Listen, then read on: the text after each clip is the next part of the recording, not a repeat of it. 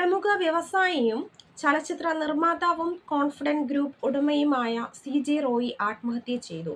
കൊച്ചിയിൽ നിന്നുള്ള ആദായ നികുതി ഉദ്യോഗസ്ഥരാണ് ബാംഗ്ലൂരുവിലെ ഓഫീസിൽ പരിശോധനയ്ക്ക് എത്തിയത്. ചില രേഖകൾ ഉദ്യോഗസ്ഥർ CJ റോയിയോട് ആവശ്യപ്പെട്ടപ്പോൾ നൽകാൻ സാധിച്ചില്ല. തന്റെ ഓഫീസ് റൂമിലേക്ക് പോയ ശേഷം തന്റേതായ ലൈസൻസോടെയുള്ള തോക്ക് ഉപയോഗിച്ചാണ് ആത്മഹത്യ ചെയ്തത്. ED റെയ്ഡിനിടയിലാണ്, അതായത് ആദായ നികുതി റെയ്ഡിനിടയിലാണ് ഈയൊരു ആത്മഹത്യ ചെയ്തത്.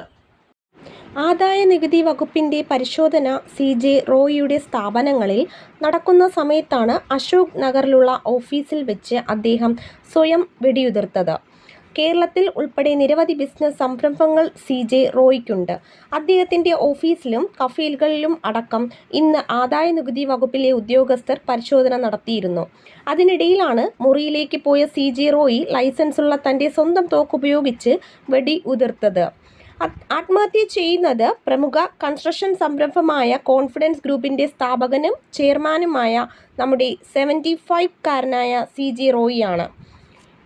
മലയാളത്തിലെ പല റിയാലിറ്റി ഷോകളുടെയും സമ്മാനങ്ങൾ സ്പോൺസർ ചെയ്തിരുന്നത് കൊണ്ടും മലയാളികൾക്ക് ഏറെ പരിചിതനാണ് ഡോക്ടർ CJ റോയി. നികുതി വെട്ടിപ്പ് ആരോപണങ്ങളെ തുടർന്നാണ് ആദായ നികുതി വകുപ്പ് അദ്ദേഹത്തിന്റെ സ്ഥാപനങ്ങളിൽ പരിശോധനയ്ക്കായി എത്തിയത്. ഇതിനു മുൻപും CJ റോയിയുടെ സ്ഥാപനങ്ങളിൽ നികുതി വെട്ടിപ്പ് ആരോപണങ്ങളെ തുടർന്ന് ED റെയ്ഡ് നടന്നിട്ടുണ്ട്.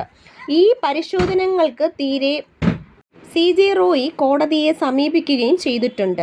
കൊച്ചിയിൽ നിന്നുള്ള ആദായ നികുതി ഉദ്യോഗസ്ഥരാണ് ഇന്ന് ബാംഗ്ലൂരുവിലെ ഓഫീസിൽ പരിശോധനയ്ക്ക് എത്തിയത്.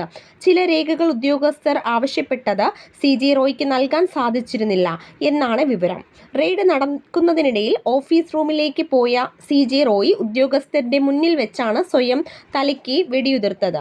ഈ തോക്ക് പോലീസ് കസ്റ്റഡി എടുത്തിട്ടുണ്ട്. CJ റോയിയെ ഉടനെ തന്നെ HSRലെ ഔട്ട്ലി നാരായണ ഹോസ്പിറ്റലിലേക്ക് എത്തിച്ചുവെങ്കിലും അദ്ദേഹത്തിന് ജീവൻ രക്ഷിക്കാൻ സാധിച്ചില്ല.